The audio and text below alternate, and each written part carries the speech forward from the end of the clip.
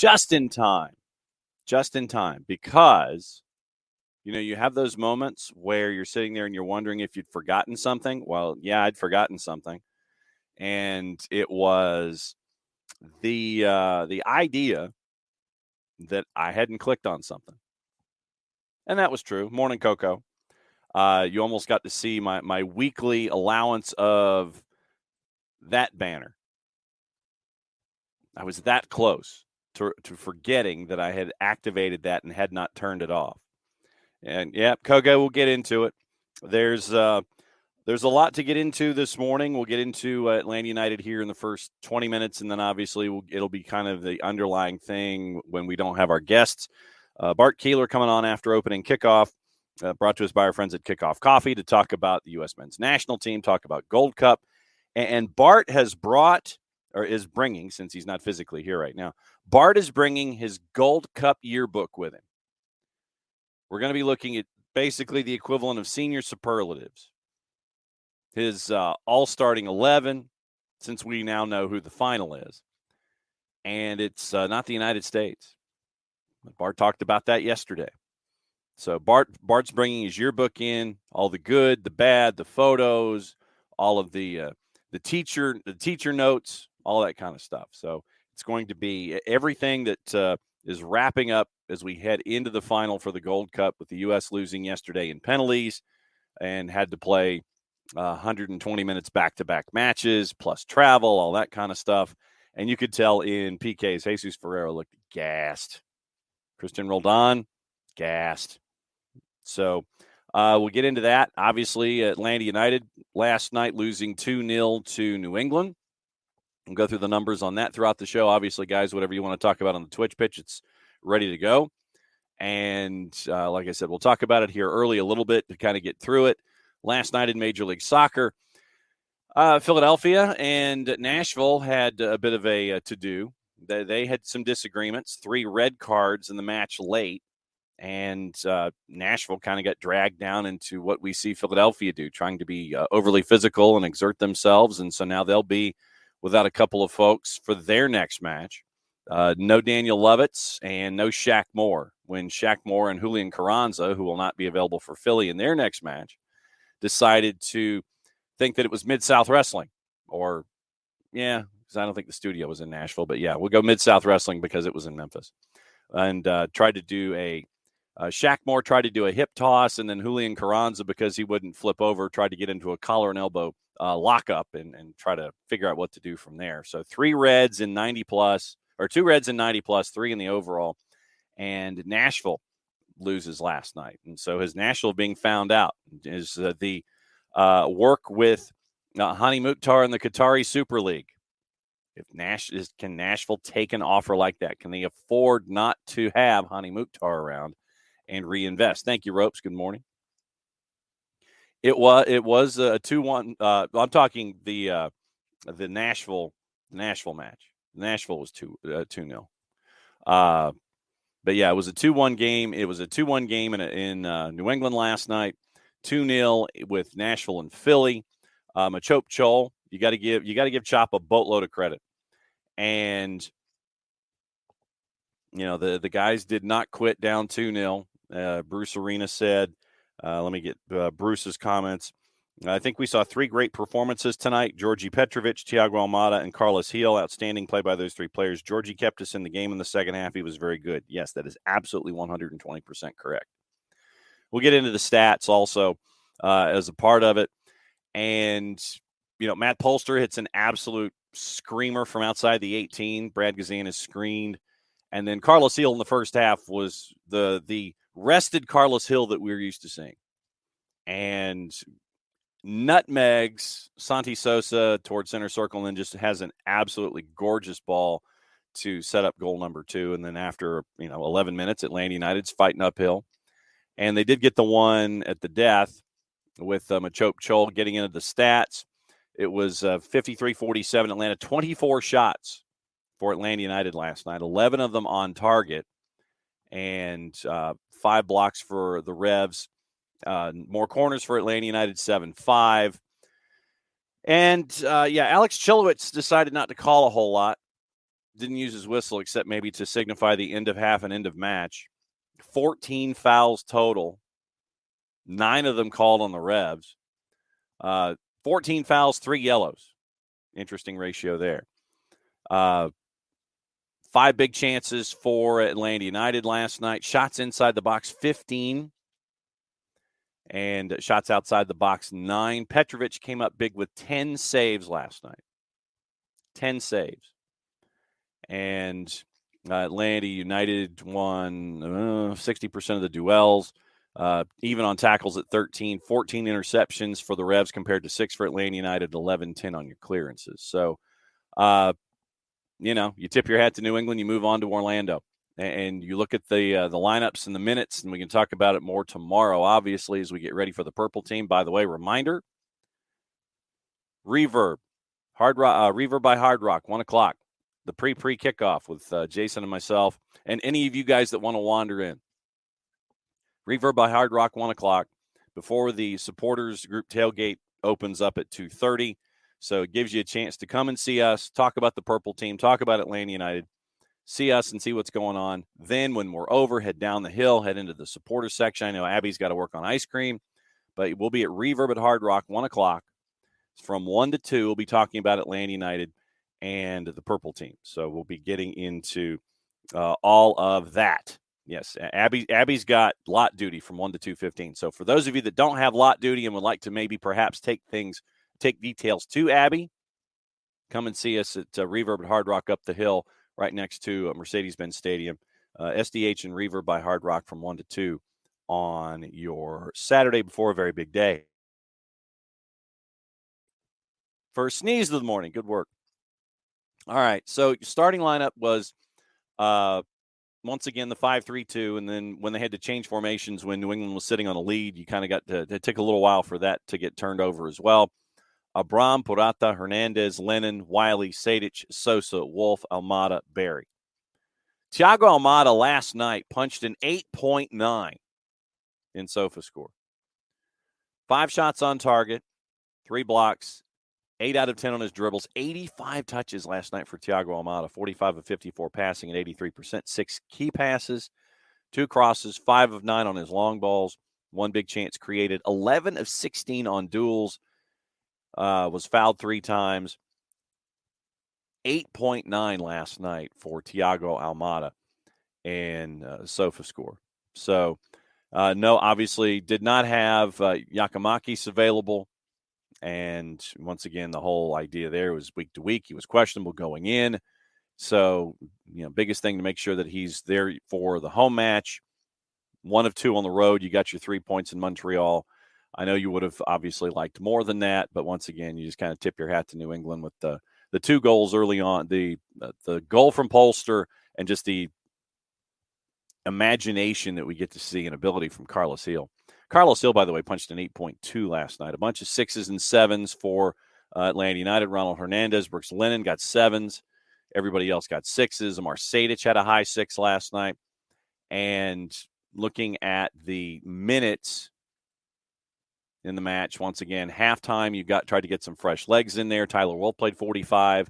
Derek Etienne Jr. subbed at the half, got a 7.6. Santi Sosa played 45. Subbed out at the half for Mateus Usechu. Ozzy Alonso gave you 20 minutes. Something else as Ozzy continues to build and build and build. Sadic gave you 70. Machop Chol gave you 20. Miguel Berry gave you 70. Mosqueda came in for 13 plus, so basically 15 minutes for Mosqueda, as Caleb Wiley gave you 77 last night. So we'll keep an eye on all of those and all of the machinations that could be attached to the purple team and all of that. I know that Sam, I know that you and Tom are talking about the interview that Dele Alli gave. We'll talk about that from 10 to 10:30 briefly. That was a lot of stuff we didn't know, and a lot of courage for Dele Alli to come through and make sure that everybody knew what was going on in his world. Bam, wishing everybody a happy Major League Cricket opening day. Sold out in Texas for the night games, but then on the weekend they decided to do a daytime doubleheader in Texas with the current weather situation. There's a reason that there are 5,000 tickets available right now. So we'll get into you get into all of that. Coco wants to know why can Christian Roldan be banned from the national team? Have we finally had enough of him? LAFC got your 3 points last night, bam, going up against All Caps SC. And, first 10 minutes, and you got to chase. So we'll get into all of that this morning. Like I said, with Niko coming in at 10:30, we'll get the Pacific perspective. Say that 10 times fast. And, we mentioned Nashville and Philly. Jim Curtin drew a yellow, color me shocked, on the bench in Nashville for sending an expletive to an official. And apparently, quoting Curtin, I said the 4-letter F word. If we're going to give yellow cards for that, we might as well just cancel the sport because no one would finish the game. So I did. I said, F, you know the word. That's what I said. I say it all the time, and I'll continue to say it. And if our sport's becoming that's a yellow card, then I don't know what to do. I don't know how we're going to finish games. I'll just say that's a precursor to what happened with the rest of it. You guys watched it. Is that what we want our league to look like? That's my only question. Is that really what we want our league to look like? Ending 9-7 or whatever it winds up as. It's not good. Starts with that. I was the first yellow card, and I maybe started the emotions by using a curse word as a 44-year-old man. And then Gary Smith, in his post-match, he said that the ref was out of his element. So you got that. Emilio, I'll have to go back and look. I know that you're looking up. Why did Lennon feel he needed to head it out? So, sometimes, if you feel that you can get it into a direction toward a teammate faster than getting set up and having the ball at your feet, sometimes it's a faster reaction to send it back away from your 18. So that's probably what it was. Okay. Abby, it will be streamed. We streamed it last time. So it'll be here on StreamYard and all of our channels. So, yeah, it'll be up and running.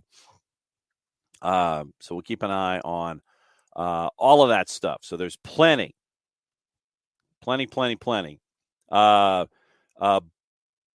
Boyko, I think, was the center ref. Hang on just a second, Abby. Let me get the assignments from yesterday. And Boyko was available in one of the Atlanta United matches earlier this year, and you guys were not happy about him. Let me see quickly. It was, Sergi Boyko.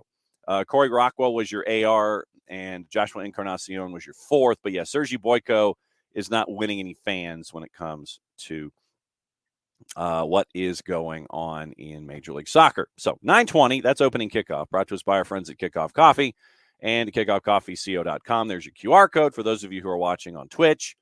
And once again, use the code Soccer Down Here 15. You get 15% off. Then they in turn take 10% reinvested into youth initiatives. Very, very cool stuff from our friends at Kickoff Coffee and kickoffcoffeeco.com. Like we said, everything's on the table this morning. Niko Moreno's coming on at 10:30 to talk about things. 10 o'clock, wide open half hour. We'll talk about all the news that's fit to print. But since it is 9:20, it's time to bust out the yearbook for the Gold Cup and bring back Bart Keeler. Is that a Galatasaray-ish kind of a... Yeah, I played for Galatasaray in the ATL Champions League this year for Soccer in the Streets.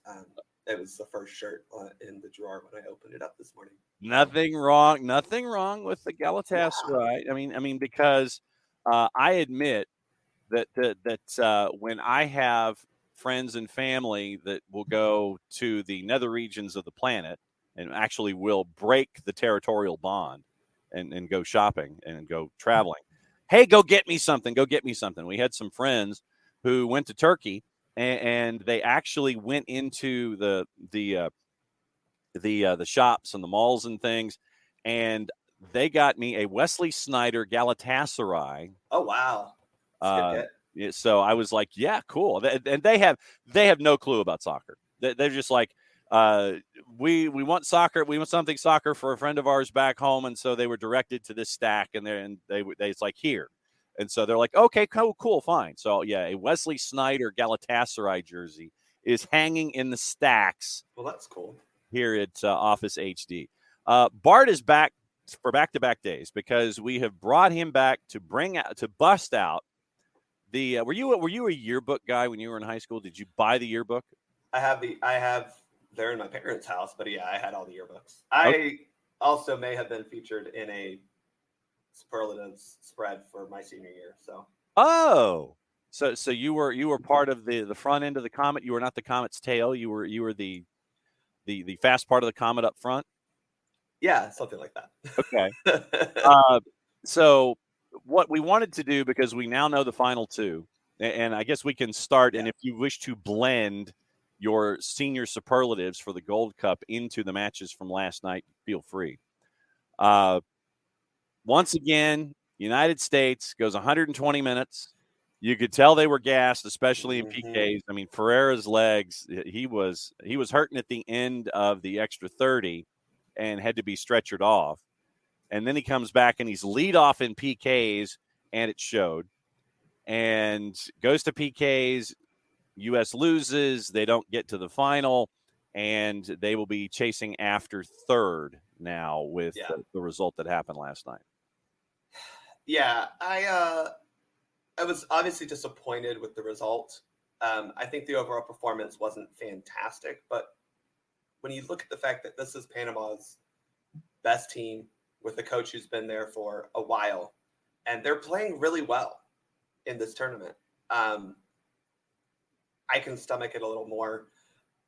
I don't want to say this doesn't matter, because the Gold Cup does matter. It's your confederational championship, but this U.S. team was not built or set up to win the Gold Cup. And it's evidenced by the fact that you had an interim manager leading a team of guys who were third, fourth, other than Matt Turner, not really a first choice guy. I mean, I think Turner, Robinson are the only two guys on this roster who would be considered in your first 23 that you would call up. And, many on U.S. Twitter would even argue that Robinson's not in that. I think they're wrong. But it wasn't a roster meant to win a Gold Cup. I think it's a testament to that 2021 team that did end up winning it, despite being, again, very tertiary, if you will. There you go. There's the third word. Yeah, there's your word for the day. I don't know what the fourth level of that is, but I could only think to tertiary. So it's fine. And yeah, I mean, look, I was hoping that it was going to be a Panama-Jamaica final. I think that would have been incredibly fun for everyone involved. But Panama making the final, great for them. You saw how much it meant. And they have played very well throughout this tournament. Probably deserve to be in that final. And everyone in the Twitch pitch is lining up, knowing that you plan on having a discussion about Christian Roldan. Oh, by the way, what's the mug this morning? Oh, we've got Cher. Okay. Of course I needed something happy after last night. Yeah, there you go. So since you can put Cher down and discuss Christian Roldan. Okay, well, let me first get to a couple of things that I'm seeing in the Twitch pitch. Airborne DJ, yes. You have a third place match. This is not new for the Gold Cup. This is how it's always been. Again, it's one more way to CONCACAF gets money. Michael Head, the Gold Cup is still around because it's still the championship. Why is the Euro still around when they have a Nations League? There's your answer. The Gold Cup is still the confederational tournament, whereas Nations League is a very different type of competition.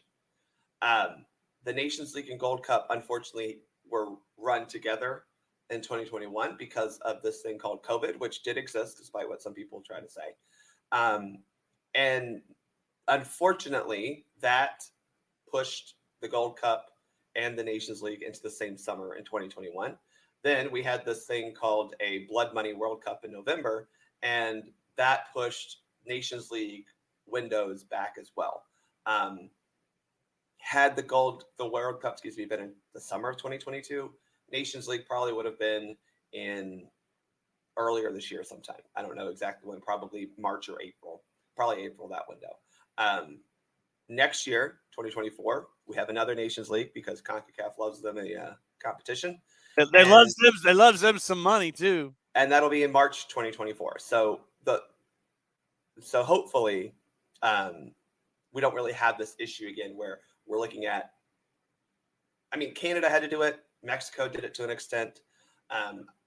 Panama didn't. Again, Panama doesn't really have the depth, but I think the blessing is that we see that we have a lot of soccer players in the United States who are decent enough at the international level. Now, I don't think anyone on this team outside of Matt Turner really did themselves any favors when it comes to convincing anyone that they deserve to play in that A squad full time. But the fact that we were able to trot out C, D choice players, 4 of the 11 starters last night were Olympic eligible. That's not the worst thing possible. Matt Turner, you mentioned Matt Turner, Michele Giannone. Matt Turner post-match tells Giannone that he takes the blame for the goal. Over and over again, you see why he's the captain and absolute leader. And Michele says, spoiler alert, it wasn't his fault. It was in the sense that, like, yes, once every other person on the field screwed up. Yeah. Matt probably could have done better, and that's what he's thinking of. And as a goalkeeper, like, that's what you're always thinking. But, I've had plenty of 1v1 scored on me, and I go, man, I could have saved that. And the reality is you probably shouldn't have been in a one-on-one situation, and Matt shouldn't have been in a situation where he had to go 10 yards outside of his box to challenge for a ball against a very fast Panamanian attacker. So it's good leadership from Matt. I think Matt has actually proven to be a very good leader, not just on this team, but overall in the squad. And I think he's a guy that a lot of players respect, which is good. I mean, I think you need that from your goalkeeper. Goalkeepers can very much be leaders in teams. Obviously, we see that here in Atlanta with Brad Guzan. But, I think for me, this was a good experience for Matt to kind of get a little bit of swagger. I think that's something that he's lacked in his game is the outward confidence that a lot of goalkeepers have. And I'm hoping he takes that back with him as he goes to Arsenal and projects confidence a little bit more. Getting into the numbers that we always like to do, courtesy of our friends at Soccer America. Once again, this time responsible for the numbers is Arlo Moore Bloom. A lot of stuff in the middle. Matt Turner got a 6. We've talked about Matt. Defenders, Brian Reynolds, Miles Robinson got 4s. Aaron Long, DeJuan Jones got 5s. I think that's harsh. I think, again, you take into context, Panama was pretty good. Reynolds did not have a good game. I will fully admit that. Again, I'd rather a 22-year-old who is still finding his way in his career have a learning game, Mm-hmm. I thought Miles personally was dealing with a lot of the cleanup duties from Reynolds, Long, and Miazga. DeAndre Yedlin. Busio to an extent, who, wasn't Mihailovic, those two attacking eights weren't great. I don't think the back line was particularly bad, but they definitely had a lot of moments that weren't great. Here's the rationale for the numbers. It was a busy night for these 4 defenders who chased the ball for most of the game. Brian Reynolds was exposed one-on-one on multiple occasions, but was provided good coverage by Long and Miles. Offensively, he had one slick 1-2 that ended with his Rabona attempt that went nowhere. DeJuan Jones continues to impress defensively, but his attacking play leaves something to be desired. Long crucial tackles early on. Robinson had some poor clearances, lucky not to be punished for them. Yeah, I mean, I think that was true about Miles with poor clearances. I also think that we struggled a little bit to build out of the back. Part of that, again, I think was Busio and Mihailovic not having good games. Also, midfield. Sands got a 5. This is Arlo Moore Bloom at Soccer America. Sands got a 5. Gianluca Busio got a 3. Georgi Mihailovic got a 4. That seems kind of harsh. It's very harsh for Sands. I thought Sands was very good last night. I thought he got very tired at the end because he's played a bucket full of minutes. I mean, he played in the group match. He played 2 full 90s, and then he played 120, all 120 last match, and had to play all 120 tonight. Mainly because Aiden Morris, left camp for personal reasons and whatever that's going on. Hope Aiden's, doing okay. But I thought Sands was very good last night. I thought it was a 5 or was it a 4? Sands a 5, Georgia 4. I guess if you consider the fact that like Panama had a lot of good attacking option moments and we did concede and lose, like sure you can give them a 5. I think that's very harsh. Busio and Mihailovic were struggle buses for me last night, though. Yeah, I don't think they really helped us a whole lot. Keep Michael Head's question in the bullpen here before we after we get through the numbers. Coco, playing 240 minutes in 72 hours has to be illegal. Yeah, that let's talk about that. Can we talk about that for a quick second? Because I think that colors the ratings that these players could get. Yeah, go for it. We had a whole week off, John, between the end of the group stage and the quarterfinal. That seems a little weird. And then you go Sunday, Wednesday. I feel like you either could have done a Saturday for the U.S., which, by the way, we did play. The CONCACAF did play games on Saturday. Okay. Not us, right? So I think that's a little weird. Or you could have done Wednesday, Thursday semifinals. I do think the schedule wasn't set up very well. I think you could have played the quarters either on a Friday or Saturday instead of Saturday, Sunday. And I don't think you would have lost that much. But oh well. And also you're also looking at the TV money. You're looking at TV. You're maximizing. You're trying to figure out when you can get your biggest audience. Yeah. You're trying to figure out what night of the week that is. And since you're a rights holder, you sit there and it's like, okay, let's do this, this, and this. We'll do midweek weekend. Get it all squared away. We get our audience in the midweek, traditional soccer audience. I mean, looking at it, my default is to look at it from a television perspective first and foremost because the rights holders are the ones. Which I totally understand. I'm saying that I think you could have done Friday, Saturday, and it would have still done pretty well. No doubt. But yeah, Busio, Sands, Mihailovic both play, or that midfield has played the last 4 matches in a row. So yes, continuity was good, but I think they were all tired. Yeah. And Coco, Ferreira, and Sands were gassed. Yes, they were. Also, the numbers. Where's my thing? It's like 38 tabs open. Forwards. BV got a 4. Jesus Ferreira got a 5. Your 1990s TV action superhero Cade Cowell got a 3. A little harsh on Cade. I thought again he was one of the few attackers who was willing to take someone on. And to me, that gives you, he wasn't super successful, but he was attacking the back line, which is something this U.S. team has needed. Vasquez, to be fair, was not good last night. He wasn't effective and he wasn't influential, right? He didn't really create that many opportunities for us. And yeah, I think Cade probably could have given some better crosses and put him in better positions, but he didn't take his chances well at all. He had a couple chances to try to find a goal. I didn't. Ferreira was fine. I'm not going to bag too much on Ferreira. In fact, I'll defend him when we talk about taking penalty kicks because when we get to that. Yep, we will. Subs, mostly middle of the road numbers. Christian Roldan got a 3. Yedlin got a 4. Miazga Morris 5s, and because of the lack of minutes participating, incompletes or no rating for G Brand and for John Tolkien.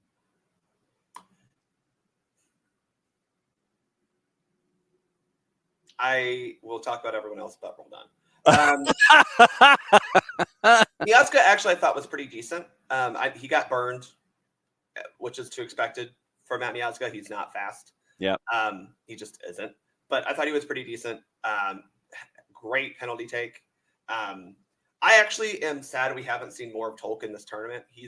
I thought I'm not trying to take any away from DeJuan Jones. I think he was pretty solid this tournament, and I think he may have played himself into the conversation of that first group, given that we don't really have a true backup left back. Right. But I would have liked to have seen Tolkien play a little bit more in this tournament. I think he has something to offer. The biggest disappointment for me was Tolkien cutting his hair. And that was sad to see. Well, and that, if you believe in the Samson complex, that might be the reason why. Maybe. Gressel again, I'm sorry. I know, listen, I know Atlanta United fans love to think that every single player who's ever played for this team is better than anything that's ever existed. One thing and one thing only. Gressel's not great. He does one thing. He does one thing, and you need to be far more three-dimensional than what you see from him in a national team format, all you have to do is go back to the match before last night. Every single time he's cutting inside, it's heavy touches to himself, easily taken off of the ball, not able to create moving centrally. And so if you're looking for somebody to come in and just bomb crosses from the right-hand side, that's your guy. But you need some folks that are more three-dimensional than that. And not to be – we have to be realistic and pragmatic and a little harsh when it comes to international games. Julian Gressel is 29 years old. Yep.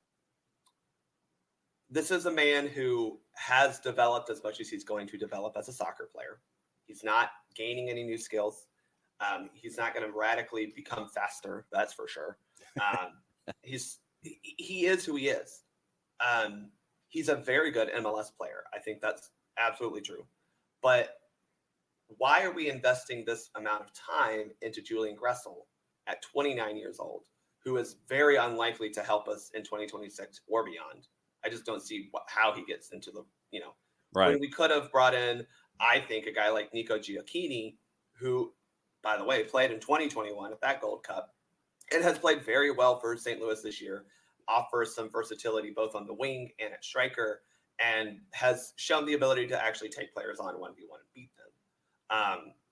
That to me, I would have rather spent this time on a younger player who has a chance to help lift our floor a little bit rather than Gressel, who clearly is at the ceiling that he has. And for those that want to look at how Tafka has his players rated when it comes to – and Tafka's actually got a point system for merit, basically. So it is a merit-based look of how he would have things laid out. It's over on Merit. Tafka's Twitter. He says he's got a score sheet for most of the player pool. A few young kids will disrupt it soon. Tried to be generous in his gradings. Gold Cup roster was, and he corrects himself from his previous gradings of C. He gave the Gold Cup roster a D-level side when it comes to the United States and its talent pool. Do you want a fun little tidbit, John? Sure. From my friend Thomas at US Keeper on Twitter. Right. Who, by the way, I think y'all should follow him. He has some of the best USMNT and US women's stats out there. The goal conceded by the USMNT in the 99th minute of extra time of the 2023 Gold Cup semifinal was the 1,000th goal the U.S. has conceded all time. Wow. Man, that's wild. Certainly, and he has records of like official competitions going. Oh, I'm sure he's got stuff that is like 9 inches thick and it's over off in corners. Yeah, I don't know. That man must be a spreadsheet wizard. That's all I'll say. Yeah. But really, I mean, that's kind of cool, right? I mean, you don't like to concede a goal, but like that's a cool tidbit. So there you go. So anybody that would like to compare and contrast their own personal thoughts with Tafka's when it comes to roster layout, A, B, C, D squads and things like that for the U.S., it's over on his Twitter at MayWJ9. So that's Tafka's layout. Michael Head with the question. He says, with all these international competitions, it makes one wonder if a club would be better off having all players at a skill level just below being called up. Someone like Lennon or Gutman, sort of a national team consideration, but not getting call-ups. What do you think? My thought is that MLS needs to get its head out of its rear end and not play during international breaks. Now, obviously, the Gold Cup is a slight, again, the issue this summer. We have Nations League and Gold Cup. That shouldn't be a problem going forward. Right. But, no, this is on MLS. No other league does this. Certainly not to the extent that MLS does. And to me, this is an MLS problem, this is a league problem. They need to not schedule during the international break. They could have broken a little bit for, oh yeah, you're right, man. They do. Australia is weird though. But Australia, the A-League and MLS are very similar in the fact that they're newer leagues that are trying to establish the game in their country, right? So I think they have the similar challenge of trying to continue to be salient in their market, but at the same time, you got to play a little bit like the rest of the world, right? And I would also maintain that Brooks Lennon should be getting more call-ups, and for whatever I'd reason, rather see Brooks Lennon in the Gold Cup than DeAndre Yedlin. Yes. I mean, if you want a guy who's going to run and cross balls in, I'd rather Brooks Lennon than DeAndre Yedlin. Brooks has shown to at least be able to control the first pass Yeah. Like, So that was the one thing, and I was getting in discussions with folks during the match last night about that very thing. It's like, Brooks should have been the one called up for this camp, but that's up to that's up to the USMNT, and BJ Callahan also admitted that he got the tactics wrong in the first 45 minutes as well. So I think he got a lineup wrong, personally. yeah. But I also agree, like, the tactics weren't fantastic last night. And Panama, look, Panama's good. You can give Panama credit. They were very good last night. They've been very good this tournament. It's okay to say that Panama was better than us last night because they played better than us. Again, if Panama's best collection of players is playing better than again, I'm going to reference my friend US Keeper because he went through and did a depth chart for the similar Tafka, A through E, right? Yeah. First 5, if you will, starting 11s, which Right. the fact that these people can think of 55 players is a lot of those guys were 3rd, 4th, and 5th. The only ones who were in the top were Turner. He had Turner, Miles, and Brian Reynolds in the first 2. And the only reason he had Reynolds on there is because he had Scally as a left back, right? So kind of just trying to make things work. But yeah, this was not at all anywhere close to a first choice U.S. team. Again, we're playing with an interim manager. Panama's got their best players together who have been in camp, by the way, since before the Nations League. Right. With the same coach they've had through World Cup qualifying. It's okay. It's okay. Panama was very good last night. Congratulations to them. I hope they beat the absolute loving crap out of Mexico. And they are featured a couple times in my my superlatives. Okay. So, and for the record, it is primary, secondary, tertiary, quaternary, and quinary. Quaternary and quinary. That's your top 5. Not as fun to say as tertiary. No, tertiary is right there. All right, time to crack open the yearbook and look at all of the senior superlatives. What categories do you have so I can follow along and we can sit here and go, okay, here's what you've got. So what categories do you have? So if I need to add something and surprise you, I will. So best dressed, had to include that one. Okay, best dressed. For my category of most likely to succeed, I have most likely to move to Europe. Okay, move to Europe. Best chef, aka the guy who is cooking the most during the tournament. Okay. And least likely to be invited back. Okay, I think we know who that is, and it might be Qatar. Yeah, really? Well, I mean, if Qatari Airways is paying the freight, then they're probably coming back. All right, so best dressed from the Gold Cup. It goes to Orlando Mosquera, our goalkeeper from Panama last night, because that fit was fantastic. And Panama had great goalkeeper kits throughout the tournament. As a team, though, it goes to Mexico because I'm sorry, those uniform combos are gorgeous. The Aztec print, the color combination too, the slightly parchment colored white with the still bold kind of wine color, if you will, but then also the classic green, white, red, but the green is a very good like print on it. Mexico best dressed at the tournament, but also Orlando Mosquera from Panama. Okay, so then who in your mind is most likely to move to Europe?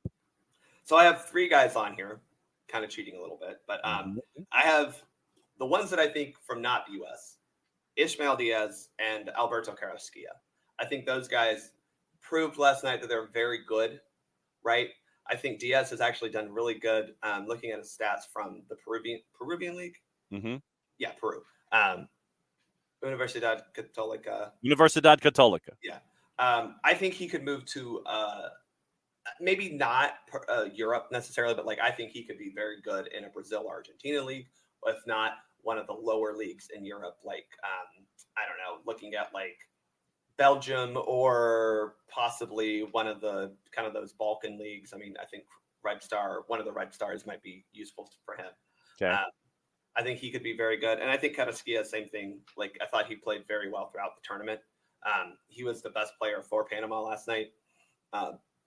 And I think he really could get a move. If Houston wanted to make some money, which I'm not convinced Houston is in the business of making money, John. Right. But if they wanted to, Carrasquilla could make them some money. I mean, he's not quite as Albert Elise like level of, oh my gosh, he's that good visually.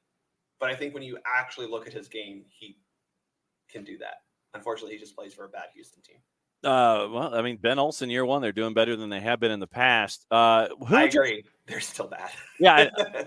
So then who would you like to see? Who has stood out to you that you'd like to see in MLS that's not an MLS? Since you mentioned Europe, let's go ahead and keep it domestic. Who'd you like to see? So I think if you're looking from my next category is the U.S., and it's Jesus Ferreira, because I actually think he was very good this tournament.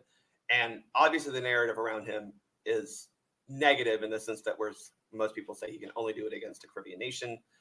We joked last night that clearly we must have built another canal between Panama and Costa Rica because that's why he scored. Wow! But it was a good goal, but it was also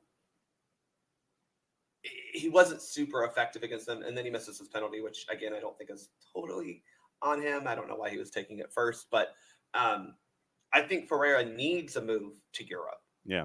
To continue to be a part of the U.S. striker conversation because he has done very well in MLS for multiple years, but we see his ceiling on the international level. Contrast that with a guy like Pepe, who did very well in Europe, immediately came into the U.S. national team and made an impact. And in Europe, despite his first season with Augsburg, because they were also a very bad team, has shown that he can compete at least at A level in Europe. I know the Netherlands is not a top 5 league, but it's a top 10 league for sure. And he's proven that he can score there. So I think if you're Ferreira, you need a move to like Belgium, Netherlands, Portugal, one of those 3 countries where very good league, not the top flight, but scoring there does have more weight than scoring in MLS. And I'm sorry, that's just the reality. All right. So who else was in your kitchen? Who else are the sous chefs? So best chef for me was Damari Gray. Okay. He was very fun to watch for Jamaica. A lot of the Jamaican teams were a lot of fun to watch. A lot of the Panamanians were fun to watch. But Gray had 4 goals plus assists. Pretty good tournament for him. And again, I think Jamaica needs.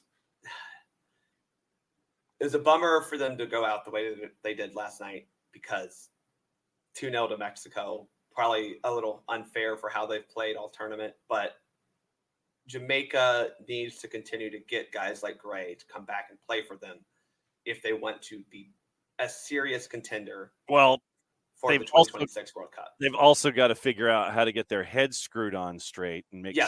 100%. But I think that's part of the kind of conversation is how do you stabilize your federation to be able to get these guys back continually? Because it's a frustrating thing to look at the talent Jamaica has. And then when you looked at them in qualifying, they were bad. Straight up. So. And same can be said for the women's side, the Reggae girls. For those who may have missed this first time around, we caught up with Soleil Washington, Chambly High School, Georgia Player of the Year, going to be on the roster for the Reggae girls, and she's already she's in their training, and the interview is in the archive. And so it's another team for Bart to chase after. Bunny Shaw. I don't know if I'll be able to go see. I was hoping I would, but I think they're in. Oh, he's got his grid out. I do. They're in Group F. Yeah, they're in Australia for the most of their time, so I won't be able to go watch them. But my friend Ebony, who did our podcast, she's following Jamaica, so follow her on Twitter for And Bam with a ticket update. It isn't looking good in New Zealand. He says ticket sales are grim while Australia is hard to get tickets. They just announced 20,000 free tickets in New Zealand, according to Rich. Yeah. The U.S. games are sold out. Yes.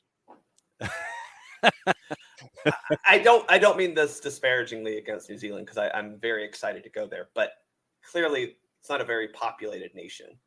And it's not like it borders necessarily Australia, right? Mm-hmm. This isn't Belgium, Netherlands, where you can be like, well, a small nation like Belgium has other big nations around them. The problem is legitimately like Australia is a largely populated country.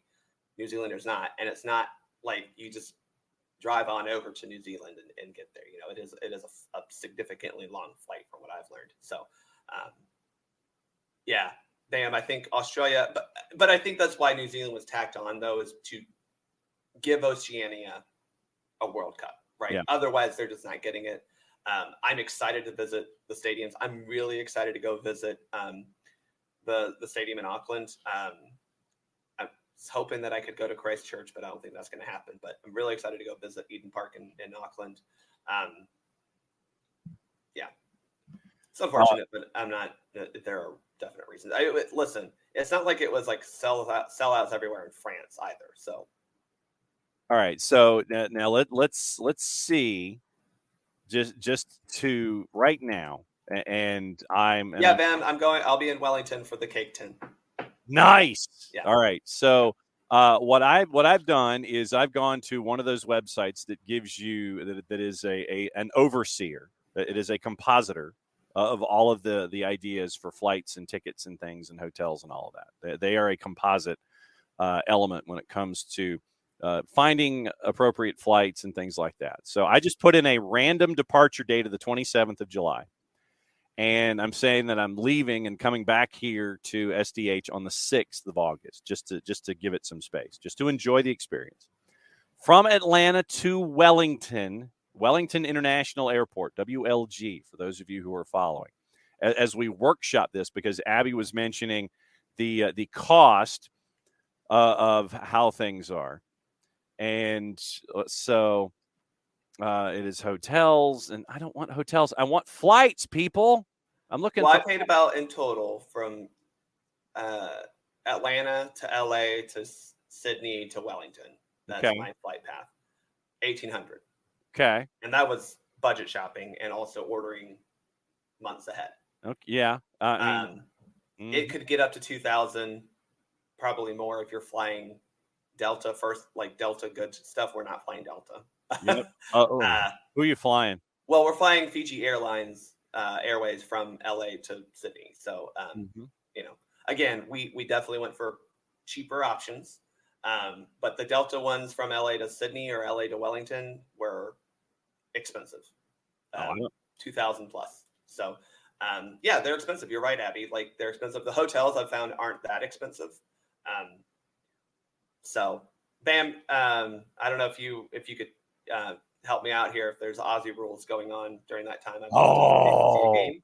But I mean, it's expensive for non-Australia, New Zealand people to get there. It's probably also expensive for like people in Asia to even get there. I mean, I'm sure that the Japan and Korea fans, it's not next door. Yeah, it looks like according to this one aggregator, and since they're not a sponsor on the show, I ain't mention them, but they do. Their name does come from going around to something. Let's put it that way. Atlanta to Wellington, 1,700. Then there's another one, 39 hours and 2 stops, leaving Atlanta and going to Wellington. Yeah. And you're looking at like 1,700, 2,200, 2,400, and then it goes up from there. So, yeah. It ain't cheap. So that's what Bart is getting into. The tickets are relatively affordable. But again, I think when you're looking at New Zealand being a country that is not football first, they're very much rugby first. I get that. And just quite honestly, not as populated as others that could have hosted it. But the ticket sales still seem to be very good in total for the tournament. Yeah, Ricky says Zero, who's a partner of the World Cup, is giving away 5,000 additional tickets to games in New Zealand. So, Rich is saying, can we also say New Zealand lost out on the glamour teams? It's just the U.S. group, and that's it. I mean, I don't know. I'm going to Japan, Spain. That seems like a pretty fun matchup. That one's in Hamilton. Sounds and by the way, between me and Bam, your AFL matchup should be figured out. Trust me. Okay. I'm a late night FS2 watcher, and I watch the AFL. It goes. I definitely, if we can go, we want to go. The problem is we were looking at trying to find games last night, and they weren't like. I'll be in Sydney for like 5 total days, and I don't think any of them were in Sydney. So okay. So Bam, help a man out. All right. So who's most likely to be invited back in your yearbook? Most likely to not be invited, Not or be at least likely to be invited back. likely to be invited Least back. likely. I said Qatar. Okay. I understand your point that they are the sponsor of the tournament. Mm-hmm. However, we could just not. There are other countries in this nation, in this region. There are other airlines in this region that could sponsor it. I mean, get Delta to sponsor it for all I care. They have not proven, Qatar has proven that they put a lot of money into trying to be good for the 2022 World Cup, and we're not. Bam is already doing his schedule aggregating for you, by the way, in the Twitch pitch. So biggest surprise in the tournament, good or bad for you, was whom as a team? I think the best surprise was Panama. Mm-hmm. I think we expected them to be good. I think we were a little surprised how good they played. Does that make sense? Yeah, it does. I don't think it's a shock that they were either in the semifinal or made the final. I think the way they played and how they controlled the matches they were playing in was impressive. And I'm hoping again that maybe this is the cycle for them to be good. We see throughout CONCACAF, they often have a cycle where these teams kind of trade off being good or decent. Costa Rica is clearly not as good as they have been. Jamaica is struggling to get to that place. So maybe Panama can do that, Honduras is down. El Salvador is still trying to just punch above their weight, and they're not able to do it. So why not Panama, Biggest, so we mentioned biggest surprise, biggest disappointment. And you can go all the way back into the group stage if you want. Yeah, honestly, I'm going to go Costa Rica, but they did at least get out. No, El Salvador. I think maybe this is just because I'm on Twitter a lot and people seem to think that like Hugo Perez is like the savant whose teams are always playing supremely well. The fact that they did not make it out of their group was disappointing. And I think unfortunate because they had a lot of good momentum built up from World Cup qualifying and kind of lost it all. The other disappointment, if we can go to like individual players on the U.S. team. Yeah. I think Julian Gressel was a disappointment. I think it would have been nice to have seen him play well, and he just, I'm sorry, never did. The other disappointment, I think, was Zendejas, who didn't even play last night. Yeah. Didn't start, which fine. I think he played himself out of a starting position, but you're down a goal late or needed a goal late in regular time, or you were down a goal in extra time, and you didn't get on the field. Yeah. That's disappointing because he had a lot of hype around him. The other one coupled with him is Alan Sonora, who didn't play much at all outside of the first game. Those two guys were supposed to be floor setters, you got to beat me if you want to even be considered for the A team. And they were not good. Let's see. Also, Christian Roldan never come back. I knew that was coming. No, that was a terrible penalty. Okay, I'm sorry. We're getting into it. That was a terrible penalty. It freaking bounced 3 times before it got to the goalkeeper. It was in the middle right of the goalkeeper's dive. I mean, to be fair, it almost went under the goalkeeper because the goalkeeper dove so well. Luckily, he got his big paw down there and saved it. But it was such a terrible penalty. And it just continues. I know you have, the Seattle reporter and biggest Christian Roldan stand coming up in 30 minutes, but I'm sorry. He is not good. He never has been good for the U.S. Do not ever bring him back to this national team. He does not deserve it. He has proven 40 frickin' times, John, that he does not deserve to be on this national team. Oh. He is not good at the international level. And it's embarrassing that we keep picking him, thinking, oh, well, he just eyes and vibes. He's a really good training player, and he's terrible. I don't care if he does all the drills well. He is a bad player. He has contributed nothing to the U.S. men's national team program other than 2 assists, in 4 Gold Cup appearances. There you go. Get out of here. Stop. There are better players who can play other positions. Like, just get him out of here. He does not belong. He does not deserve it, because he has repeatedly shown time and time again, 40 times, that he does not deserve to be here. Get out. Get rid of him. Get rid of him. I want Christian Roldan to play in an Aussie rules game and watch him get absolutely destroyed. That's what I want to see. Oh, wow. That'd be epic. Sorry, and I know he's a great player for Seattle. I get it. Well, he's a good player for Seattle. Mm-hmm. He is not fit for international soccer. He should have gone to El Salvador. All right, so what's next for Soccer for USPod and to continue? We'll have a debrief. We probably won't care too much about the spleen venting that continues with Bart Keeler. I'll be honest, I don't care about the third place game, but we'll probably do a quick debrief either tonight or tomorrow or early next week. Tafka, he has more missed penalties than he does goals for the U.S. national team. There you go. Abby says it's the perfect conversation as she's ironing flags, getting out the wrinkles. Oh, thank you, Abby. We'll be doing a quick debrief of the Gold Cup. I don't think it was all bad. I just don't think there was much good. Does that make sense? Yeah, no, it absolutely does. I understand where you're coming from. Third place game is Sunday at like 5:30. We will not. AO is not having a watch party for that. I announced that last night. What? I'm going to go to the lake and hang out with my family, and the other leaders also want to do the same before we have to do Women's World Cup for the next month. There you go. All right. Maybe it's Saturday. Okay.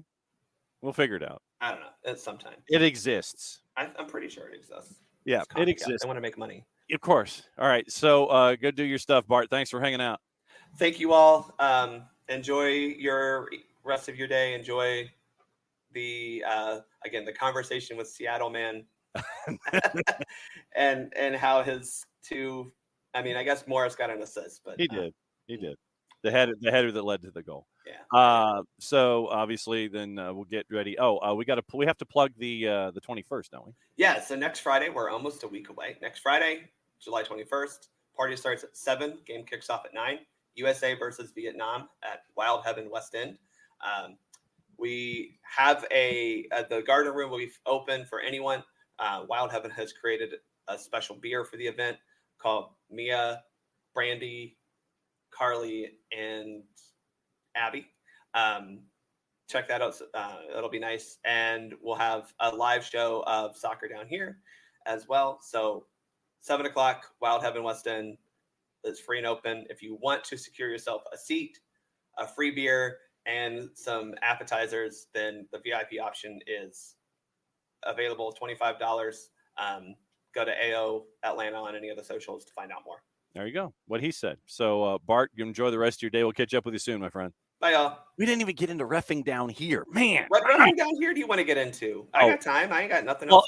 We got other news we got to talk about. So we'll say what's more important than bashing on referees, John? You know how they love that. Oh, of course. We got to get into Nashville and Philly and all those other things. Yeah. We got to get into that, but we'll get into that. We'll save that. Personally, Nashville getting the raw end of the deal from a referee decision is great for me. Yeah. I think the ref did a great job there.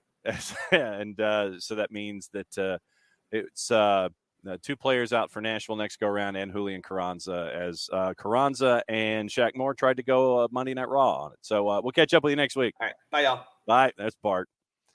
Bart's all fired up. All right. So there's plenty of news that we can get into. Once again, Niko Moreno joining us in 25 minutes. And we will get the Pacific perspective on what's going on. It looks like Jordan Henderson has agreed to join Al Ettifaq, a lucrative offer to play for Steven Gerrard. That news is coming out just in the last couple of seconds. So since it is the top of the hour, it's actually past the top of the hour by 5 minutes, find our music levels and time to read a promo before we get into all the news that's fit to print around the world. And we get into Niko Moreno once again at 10:30. So here we go. Free clean, fresh air. One place you need to go. It's a Lemon Eye service. QR code over my left shoulder for those of you watching on Twitch. Deodorizing enclosed spaces like houses, apartments, and condos, they've created a customized solution that eliminizes all organic odors, including those like pets, cigarettes, and food. Realtors and property managers use the Lemonize service to eliminate bad odors to help them sell or rent their homes that much faster. It's a turnkey process. Makes it easy to work with realtors and property managers. Kind to the environment. We like that. Offering a green way to get rid of odors without any kind of toxic residue whatsoever. We like green. Lemonize is different than Febreze or our other masking agents that you may have under the sink or above you in the cupboard, because when you reach under the sink or above you in the cupboard, you take out the masking agent. There's a reason they call it a masking agent. You spray it in the air, and all it does is mask the odor. It does not attack the problem all the way down to the molecule like our friends at the Lemonize service do with their proven scientific formula. Pricing one of two ways to come up with a price that is affordable for you, either by the cubic foot or parts per million, offering results in 24 hours or less. If you have any questions, frequently asked or otherwise, one place you need to go, and it's the website. And this is where I grab my pen. Lemonize.com, but do us a favor. After the .com, go /Atlanta so they know what part of the world that you are addressing them from so they can help you with your issues. Full homework assignment. ELIMINIZE.com /Atlanta. Lemonize.com /Atlanta. A Lemonize service, proud sponsors of everything SDH here as we run through all of our Thursday thoughts. Slow fade, which will turn into a crash because that's just how it goes. Yeah, so that's what happens. FIFA came out with their funds as to who got what. And it came out, looked like Atlanta United because of the activity of Thiago Almada in the World Cup because of the redistribution program. Looked like Atlanta United got into, I think they got $167,000. FIFA revealed they paid clubs nearly £200 million for releasing players to play in Qatar. And so it looked like, if my math was correct, it was all laid out, that you end up with $167,000 heading to Atlanta United.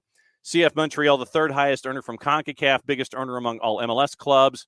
Montreal got just over $1 million from FIFA as a part of it all.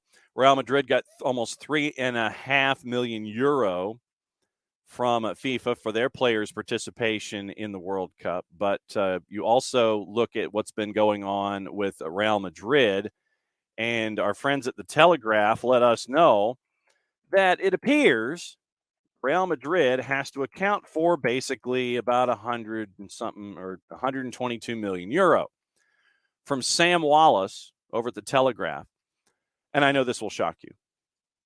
Real Madrid have declined to explain why 20% of its costs are unaccounted for in the club's most recent financial results, posing questions about compliance with FFP and financial control regulations. Telegraph Sport investigation into Real Madrid has revealed around €135 million in payments directed into a subcategory of, quote, other operating expenses, end quote, in the latest results published in October, of which €122 million is unexplained. The club has refused to respond to questions on the issue, including the specific allegation that the expenses are indeed, in whole or in part, repayments on a deal with a U.S. financier for the sale of future marketing income. The first of the deals signed with Providence, the private equity group, was back in 2017-18 financial year, gave the club cash in return for the sale of future income streams, and since then, the deal's been extended in terms of length and value. From the sale of an unspecified percentage of future sponsorship revenue, which the club said was renewed in 1920, booked in Real's accounts as revenue rather than debt. Coco, yeah, other operating expenses or the Mbappe savings account. The club has never explained in detail how that commitment is paid back to Providence or how much is paid every year. There's no suggestion, according to the Telegraph, that the deal with Providence is illegal, although there are questions over whether it's compliant with UEFA financial control. So we'll keep an eye on that one. Chris Bascom reported yesterday about Jordan Henderson considering leaving Liverpool for Saudi Arabia. That looks like that's going to happen. For those of you that have missed it, and Tom Russo brought this up in hour number 1, and it is about the Dele Alli interview that he had on the overlap with Gary Neville. 44-minute interview with revelations that were the following. Detailed a troubled childhood in which he was sexually assaulted by a friend of his alcoholic mother, started smoking at 7, was hiding drugs under a football while riding his bike at 8. 44-minute sit-down interview. Dele revealed he spent 6 weeks in rehab in the U.S. this summer to help him with a sleeping pill addiction. Mentioned the molestation, mentioned the smoking. Hung off a bridge by a man from his local area when he was 11. Feels betrayed by his biological parents and has no interest in a relationship with them. And he considered retiring from football at just 24 because of Jose Mourinho's treatment of him.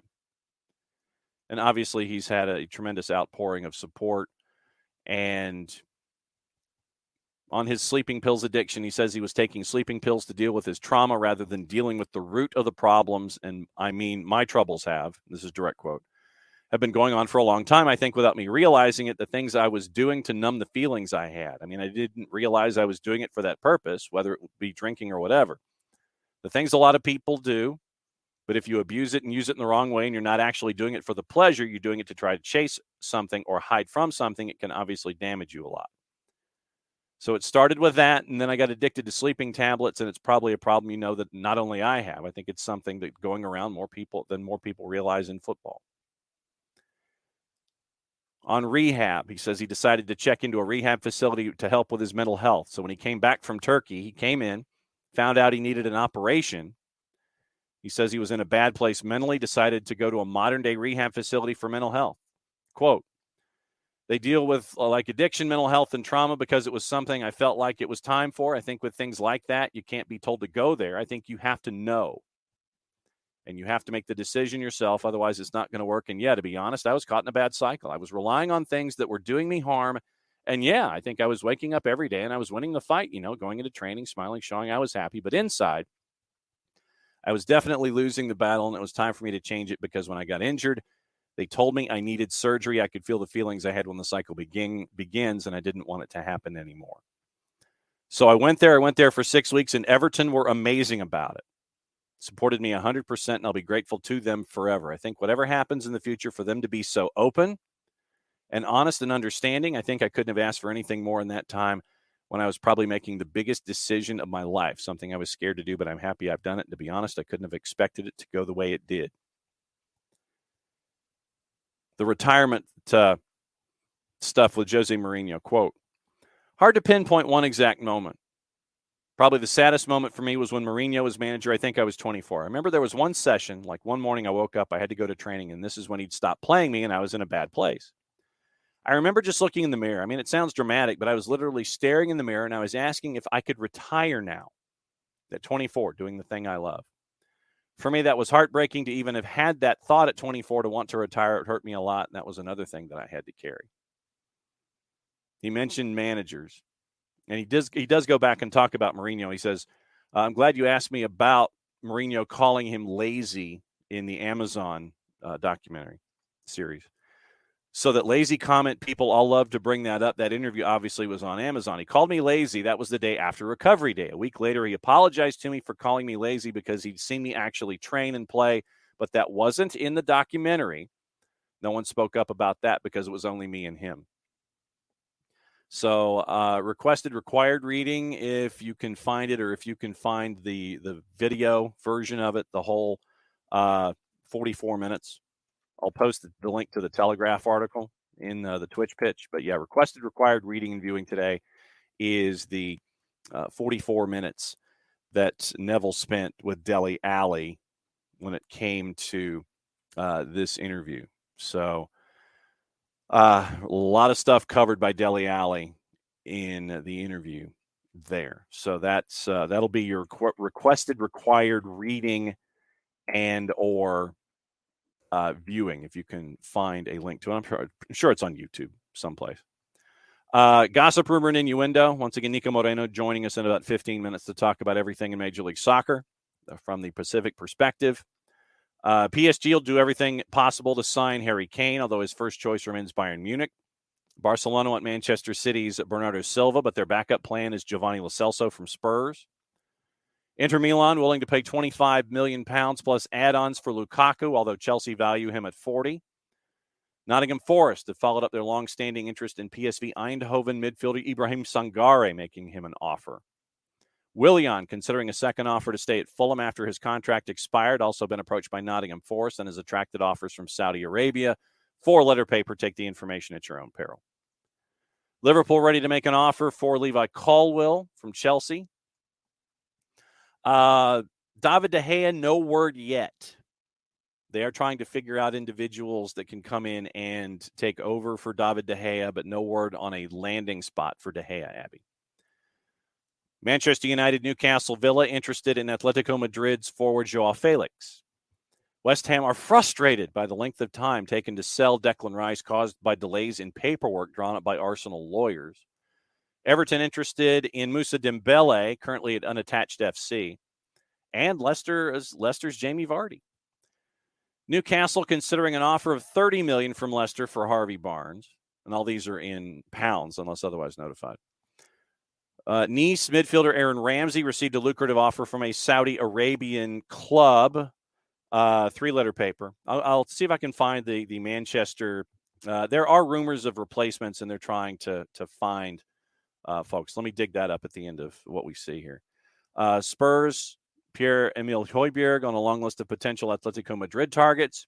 Chelsea opening to selling Trevor Chalobah this summer. Manchester City have turned down bids of about $30 million for midfielder James McAtee, 3-letter paper. Bristol City have rejected a £15 million offer for Bournemouth, a midfielder Alex Scott, from Bournemouth for Alex Scott. Manchester United's Will Fish agreed to join Hibs on another season-long loan. Wolves open to offers for Johnny Castro Otto and talks to re-sign Matt Doherty. Chelsea and Christian Pulisic will wear 11 at AC Milan. Leeds forward Rodrigo set to join Al Rayyan after they triggered the £3 million release clause. And also, Jordan Spieth and Justin Thomas have bought a minority stake in Leeds United. Marseille close to signing Atletico Madrid's Renan Lodi, who was on loan at Nottingham Forest last year. And Ropes has let us know that that they have been so Ashley Young has signed a deal to come and hang out at Everton. So Ashley Young has signed a deal with Everton this year. So checking the Manchester Evening News, Abby, to see if let's see if we are looking to transfer news. Andre Onana looks like that is the closest one right now for in between the sticks. Supposedly submitted a £47 million bid for Andre Onana over the weekend, although it appears Inter are apparently looking for around 51. United are in need of the keeper, Dean Henderson, seemingly bound for a permanent exit to Nottingham Forest. So keep an eye on the Andre Onana sweepstakes from Inter Milan. Looks like 47 is what Inter is looking to pay. 51 is what Nottingham Forest want. So we'll see. Sam thinks De Gea is going to Saudi Arabia. I'm sure like everyone else is. Rory says he, from Tom, not footy related, love to hear Rory say he'd rather retire than play for LIV. According to Fabrizio Romano via Sam Williamson, this is a big day in the process of trying to get Andre Onana to Manchester United. Some athletes are going to stick to their guns. Also, let me go and see what other stuff. I mean, we always like to go through the papers and see if there's anything that we missed through all of the gossip, rumor, and innuendo when it comes to transfers. Yeah, Jordan Henderson has accepted the Al Ettifaq proposal. Leeds defender Rasmus Christensen is going to join Roma on a season-long loan. Joined the club on a 5-year deal last year from Red Bull Salzburg, 30 appearances in his first season as Leeds was relegated. David Ornstein says that, yes, there is a delay, but in the Declan Rice sweepstakes and the signing of the papers, but Ornstein also says there's nothing to worry about when it comes to all of that. Fulham have rejected the £25.5 million bid for Alexander Mitrovic from Al Hilal. And so we'll keep an eye on that. I'm guessing that Mitrovic wants to go. So we'll see what happens with the price tag and how everything is going to go there. PSG goalkeeper Gianluigi Donnarumma expects to play for the club next season, has been told by senior management at the club. They're looking forward to welcoming him back. Contracted until 2026, not looking to move away. Happy in Paris amid speculation about his future. Sky said that Sky was told he can't wait to be back in Paris ahead of beginning training and working with Luis Enrique. Contract, according to Fabrizio Romano, has been agreed to with Jordan Henderson and Al Ettifaq. Hendo spoke to Klopp today, and there is a green light. And we mentioned Manchester United unsuccessfully have offered players in part exchange for Rasmus Højlund in talks with Atalanta. Atalanta only wants cash, homie. Erik ten Hag apparently has £100 million to splash on his own this summer, but Atalanta wants cash for Højlund. They don't want to do cash plus players. Manchester United, we mentioned Joao Felix, we mentioned Onana. Porto star Mehdi Taremi has dropped a hint the striker could soon join Manchester United after posting an image of the badge on his Instagram. Erik ten Hag says that the Manchester United captain will be decided by him and not left to a vote by the squad.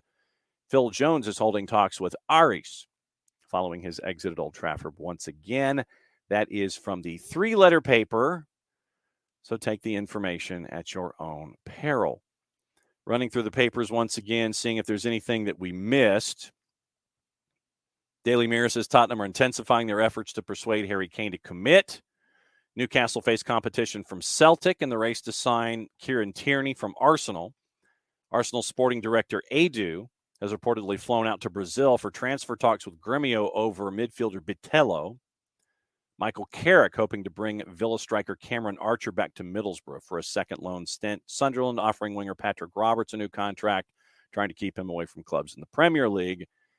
And avoiding the 3 and the 4-letter papers as we always do. Carlos Alcaraz's dad filmed Novak Djokovic at Wimbledon. Nice job. Spurs Daily Express reports in Italy have hinted Spurs will make a move for Dusan Vlahovic at Juve if they give up on offers for Harry Kane. And that should set us up for the papers. Going through all of the here comes Shooter, as we figured. Let's go Revs. Not in Petrovic's house. 10 saves. Busy night. And if he's not in consideration for player of the week, then I don't know what else is going to be there.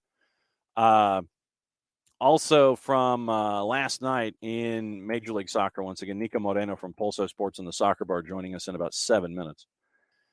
The schedule last night, and we'll go over the standings too. Cincinnati beats Red Bulls by the score of 2-1. Where Minnesota found all the goals, I have no idea. Beating Houston by the final of 3-0 at Shell Energy. Longwane, Timu Pukki. So there was a Pukki party, but it was on the road. So Longwane, Pukki, and Tajuri Shradi. So 2 of the 3 goals came from pickups in recent history for Adrian Heath. So goal from Pukki in the 20th after Longwane's 5 minutes earlier. Tajuri Shradi puts it away with the 3rd goal in the 87th minute. Big 3 points on the road for Minnesota last night. Kansas City and RSL, a 2-2 street fight at Children's Mercy Park. Daniel Shallowy scores. Johnny Russell scores. It was 2-0 to the home side. Not so fast, my friend. Pick up your Ticonderoga pencil and wave it in the air. Danny Musovsky and Anderson Julio scored in the second half. 2-2 by the end of 90 minutes. And so we will keep that. We talked about Philly and Nashville going off the rails. Last night, Gary Smith in his post-match press conference mentioned that Sergei Boyko was out of his depth, and Jim Curtin dropped an F-bomb and got a card for it.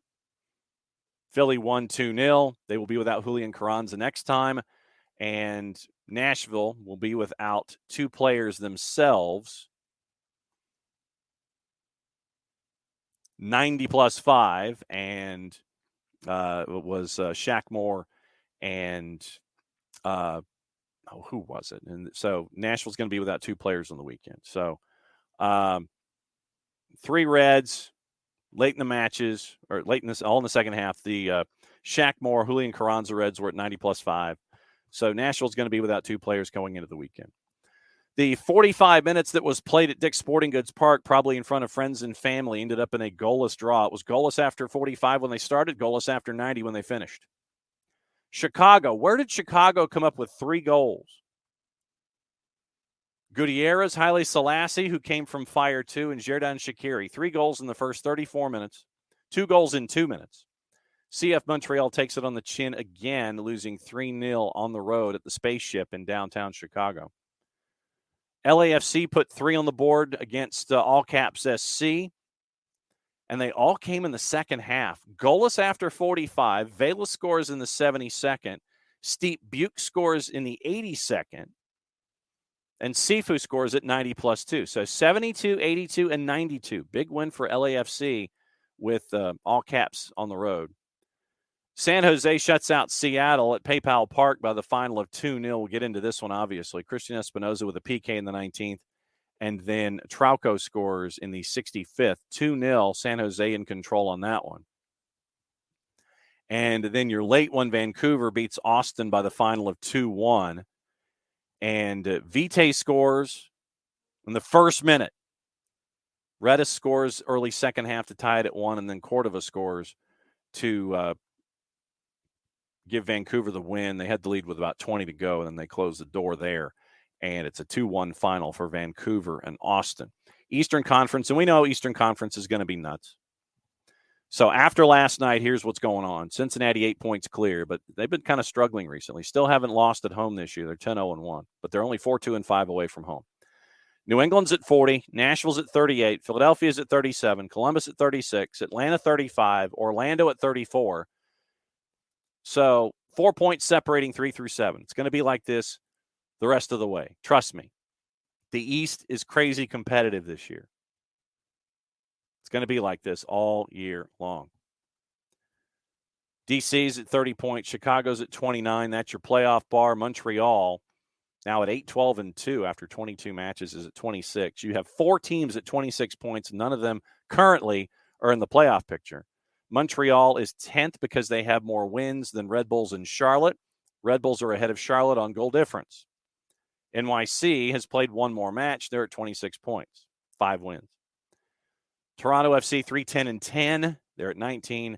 And Intermessi FC is Intermessi CF, is at 18 points. That's the East. In the West, St. Louis at 38, LAFC's at 36, Seattle's at 35, Salt Lake's at 34, San Jose's at 32, Austin and Dallas at 29. So the 3 Copa Tejas sides in the Western Conference are all within a point of each other, 6, 7, and 8, Austin, Dallas, and Houston. Vancouver's at 28 points. They have 1 less win than Houston. Minnesota, below the playoff bar after the win last night, 27 points. Sporting's at 26. Portland's at 23. LAG's at 22 at 5-9-7. Colorado at 18 points is at 3-10-9. They've only scored 16 goals in 22 games this season. They have given up 30 because they have William Yarborough in net. And in El Traficito last night, Los Dos beat LAFC 2-4-3. Thank you, Bam, for the MLS Next Pro update. And then Abby, public service announcement. It is Intermessi, indeed, Sam. Anyone need tickets for the game on Saturday against the Purple Team? Abby has a friend who can't make the game. Section 115, row 30. A hundy for the pair. Abby's phone number is in the Twitch pitch for anyone who's interested. By the way, once again, reminding you that we're going to be at Reverb by Hard Rock, 1 o'clock Saturday afternoon. Jason, myself, you. We're going to talk about the Purple Team. We're going to talk about the game from 1 to 2. We're going to talk about the rest of the day in Major League Soccer. And after 2 o'clock, then you guys can head to the supporters tailgate and have fun that way. But at Reverb by Hard Rock, 1 to 2, SDH is live, and it'll be streamed. Price increase for season ticket holders, I think, went up from 8 to 12% Parzival, I think, across the board, because I know that was a big part of the discussion yesterday when folks were trying to renew while they were multitasking and listening to the show, which I give you full credit for, by the way. 8 to 15%. I know that there were some things that opting out and games and availabilities and things like that, and I know, but I think Parzival, it came out to anywhere between 8 and 13%. And I know that there were some questions with some season ticket holders that I didn't have the answers for, but hopefully they can give you Messi effect, no doubt. Abby, free ice cream still waiting. Time zone free ice cream and some Atlanta United alumni serving ice cream. Okay, very, very cool. This weekend, by the way, after the Atlanta-Orlando match on the SDH Network, Sunday night at 7, the Twos are at Osceola Heritage Park taking on Orlando City B. Pregame show here on the SDH Network will be at 6:45. Jason will have the call for you. We'll get you set up with everything there. So, busy weekend. First team plays Saturday night at 7 at Mercedes-Benz. MLS Next Pro sides play Sunday night, 7:30. 7:30? 7:30, is that what I wrote down? 7 o'clock. 7:30 for the first teamers, 7:39 kick. 7 o'clock, second teamers. MLS Next Pro. SDH Network will have your pregame at 6:45. That's right. It is the Big Fox game for the Super Hyper Mega pregame show. So it's Big Fox and, 7:55 kick. Traditionally, if it's just Apple, Abby, it is a 9-minute pregame show.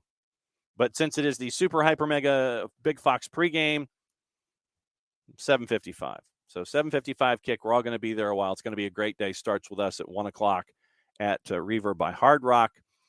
And you can get your shade in and work your way through. And Emilio, in discussing things with Parsifal about the season tickets, he says you still have to take the 18th game into account. Makes more sense with old math rather than new math. So 18 games and an average of 8 to 13% on the increase. But the 18th game apparently seems to be the difference. But MLS Next Pro on the network starting at 6:45 Sunday night.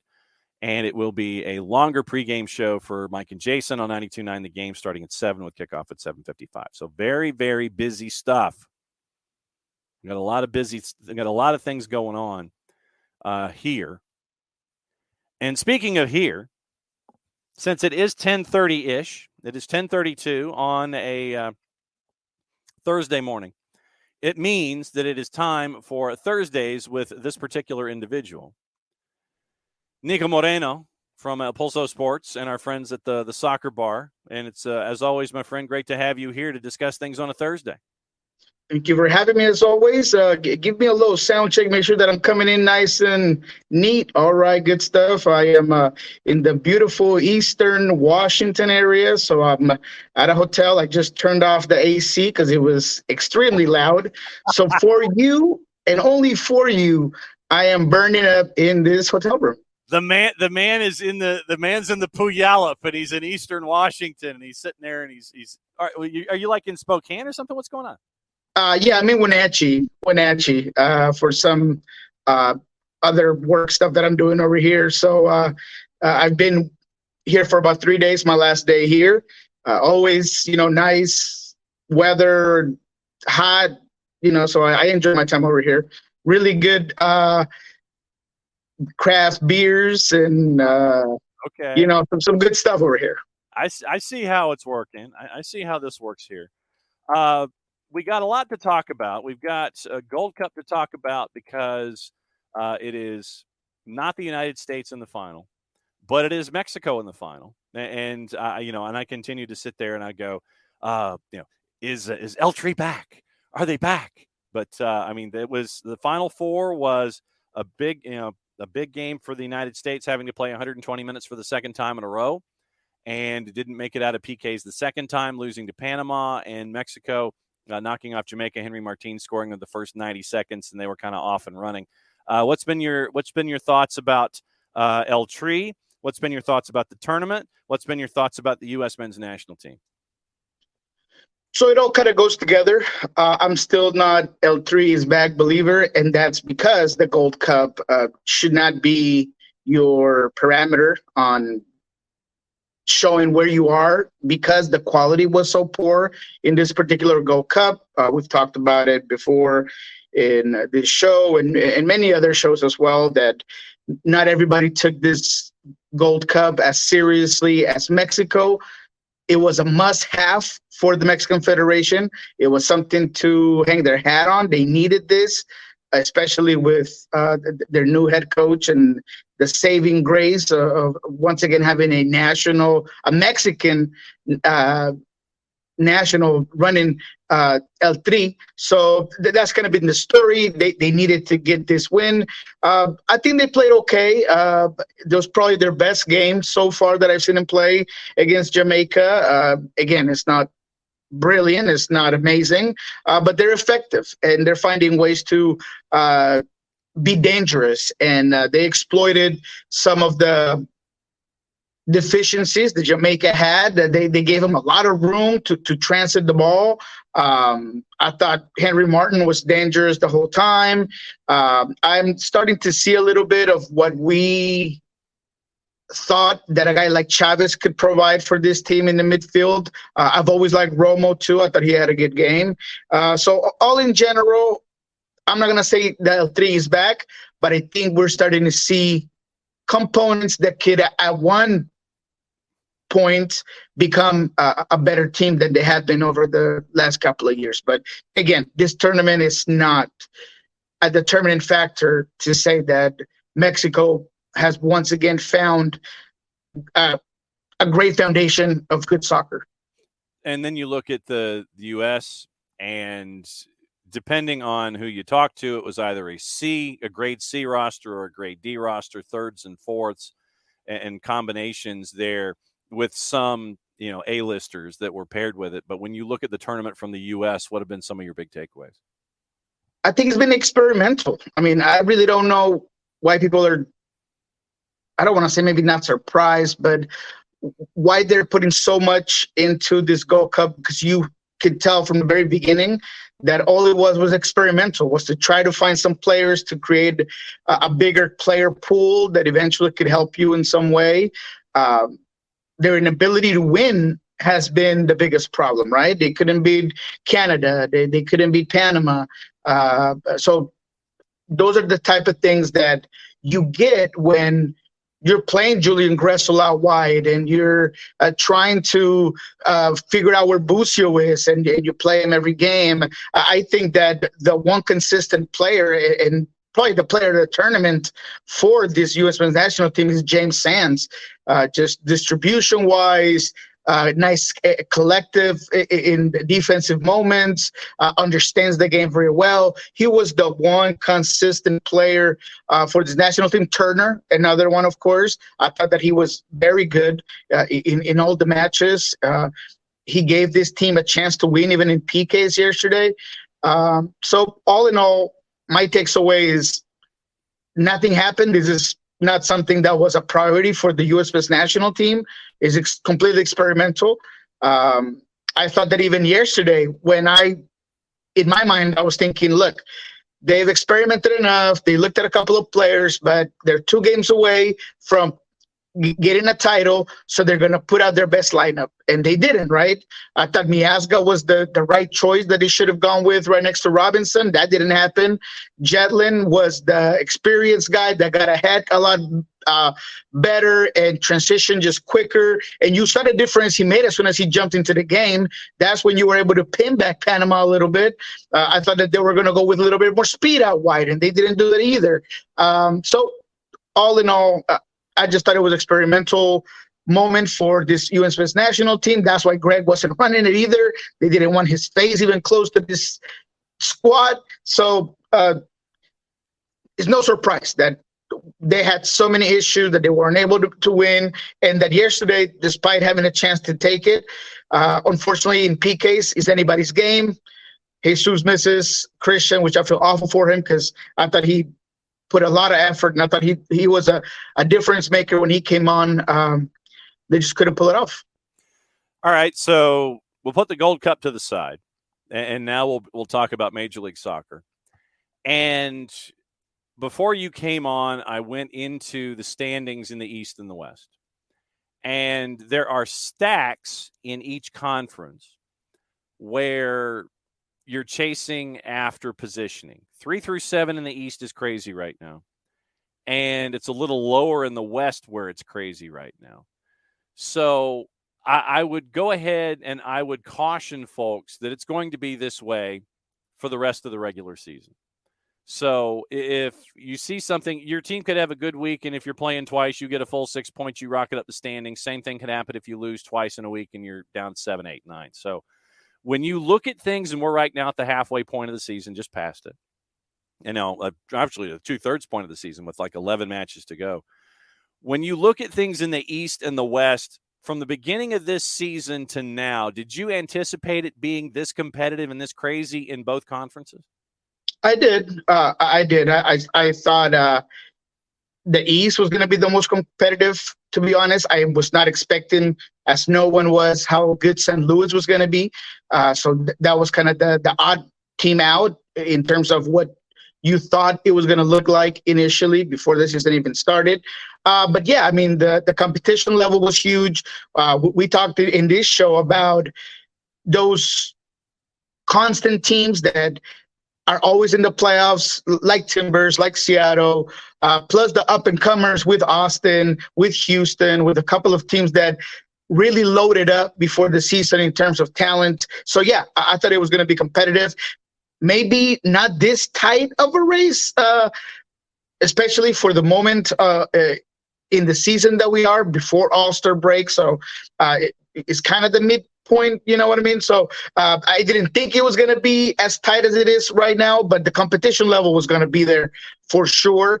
But it's been fun. It's been fun to watch. You could tell both conferences are extremely talented, although the East does seem to be a level up in terms of just points. I mean, you look at where St. Louis is, and they wouldn't be close to the top. It might have been like fifth or something in the East in terms of points. So it's interesting the way it's played out. You look in the East, since you mentioned the East, and I know a lot of folks have gravitated toward the street fight last night in Nashville, with Nashville and Philadelphia, where Philadelphia does what they do. Nashville didn't have an answer. They were pinned in for the full 90 minutes, and then it turns into Monday Night Raw for the final 20, where Daniel Lovitz gets a red in the 81st. Shaq Moore and Julian Carranza decided that they were going to chase after the Intercontinental Championship, and I think it was Carranza that started with the headlock, Shaq Moore had the headlock. No. And then Julian Carranza tried the collar and elbow lockup to try to get Shaq to break the hold from the ref count of 5. I think that when you look at Nashville, after what happened yesterday, I think once again they've been exposed, and it's been a case where they've been hiccuping their way through right now, even though they are where they are in the standings in the East. Yeah, no, 100%. First of all, I mean, it was a playoff feel. In Nashville. I'm not saying that I'm okay with fans throwing stuff at players or anything like that, but the atmosphere was very good away from those undesirable moments. The teams from the very beginning were clashing, were winning duels, some reckless challenges throughout the game. But yes, to your point, we've seen enough of a Nashville team that is depending on whether Mokhtar is on or off. If he's not scoring, if he's not doing magical things, he had a couple of opportunities in this one where he just doesn't put it away. He has no help. Burnberry's, look, he's a serviceable 9, and they have a collective play that has gotten them where they are. But we've said this before, right? They need to bring somebody in that is going to be a finisher, that's going to take that weight off of Honey, that could maybe even play and interchange in certain moments with him. So absolutely, when you go against a team like Philadelphia that is going to make it difficult for you, that if you don't finish when you're supposed to, they have the weapons up top to win the game. I just think Nashville did get exposed, has been getting exposed, and everybody knows that the way to do it is lock up Mokhtar, don't let him get service in, frustrate him, push him out, don't let him be in pockets in space on top of the box, don't let him run into the box. So with that said, it just seems that they're a very easy team to handle from the defensive standpoint. So they're still a good defensive team. They're still very well structured. They play in blocks fantastically. Their rest defense is very good, but it's just not enough for you to be ahead in a very tough conference. And and I'm glad you mentioned what happened last night from the fans. And it's fatiguing for me to have to continue to bring it up, but I think we have to continue to bring it up so fans are exposed for what they do.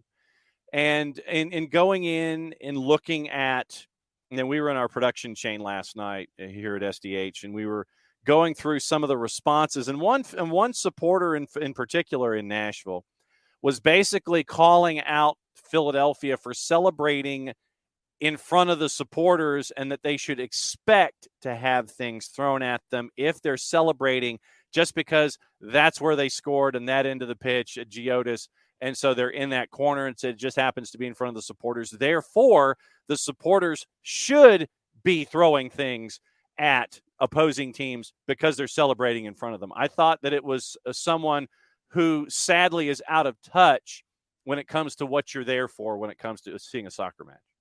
We got to get away from that mentality that is soft, not to respond with violence when the opposition, and whether it's opposition fans or opposition players, celebrate nearby, and that's what soccer's about. It's not, man. It's the wrong mentality. Keep it together. Continue to chant. Continue to support your team. Maybe try to affect that game that way, but there's no space in soccer for you to be throwing anything at a player, getting out of your seats to jump on the field, or even be aggressively violent with your wording, right? Saying racial comments or anything like that, that needs to be just removed from the game. So we just got to move away from that, because that's what we hear. Oh, of course, it's our house. We got to make it difficult.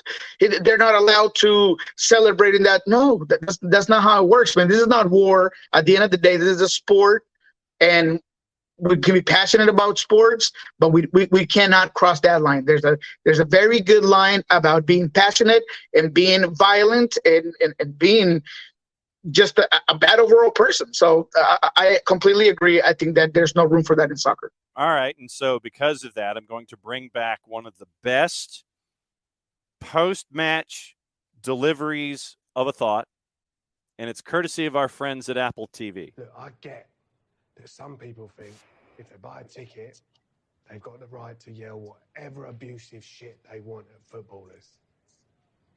But they're not just footballers. They're also people. And none of us know what is going on in each other's lives. Look, I get. And there you go. So that's our guy. That's our guy, Roy Kent. You don't mess with Roy Kent. And what Roy Kent says. You don't do that. Just because you buy a ticket does not mean that you can do whatever the blank you want. And that earned us the explicit rating today, and I don't care. That's right.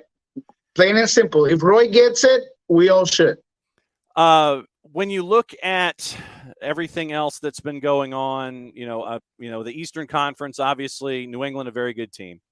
And when you get a banger from Matt Polster and Brad Gazan is screened, and you get to see what Carlos Gil can do when he's not played every single match, because he didn't play. He didn't start on the weekend, started in the midweek. First 45 minutes, he was the Carlos Gil we know. New England gets the win over Atlanta. Cincinnati gets the win over Red Bulls. So Cincinnati continues to be right there at the top.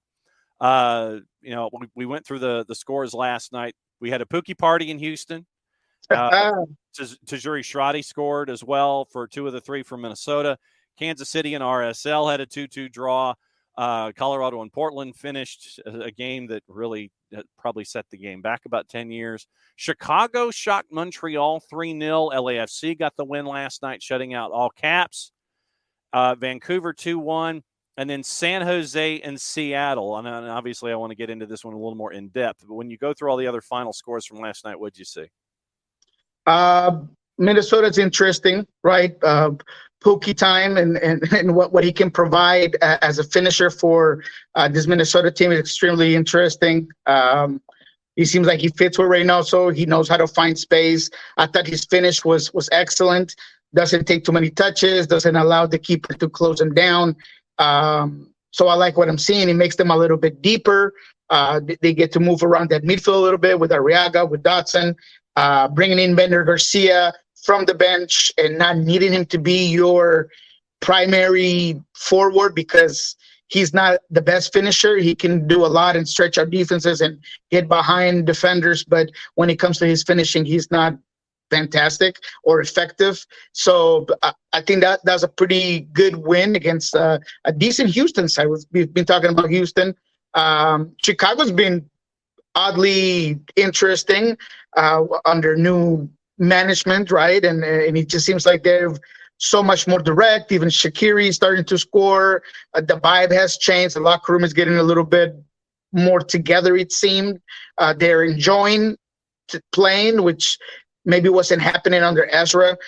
So those are the things that kind of stand out from this one, away from what I'm sure we're going to get into a little bit deeper. Yep. San Jose shuts out Seattle 2-0. And Steph Cleveland had another match between the sticks.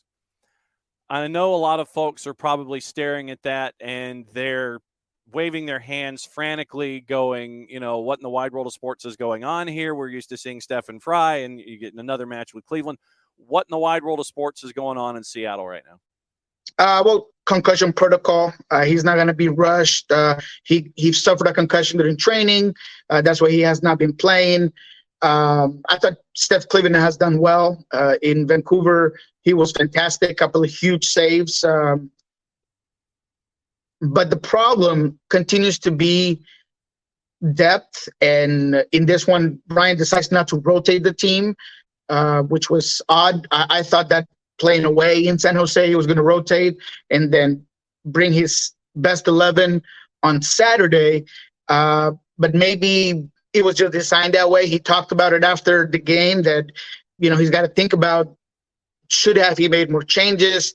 He thought that they were trying to do too much, talked about Lodero not being positionally aware because they're trying to put him in kind of a pocket to the right. And he likes to be free. He loves to roam. That's the way he's won everything here with Seattle, is just that freedom right behind the 9. A-Bear gets another start, and he's just in a rut. And when strikers are in a rut and nothing seems to work out, he gets an early chance, 6 or 7 minute, could have put more on it, could have changed the game. He doesn't.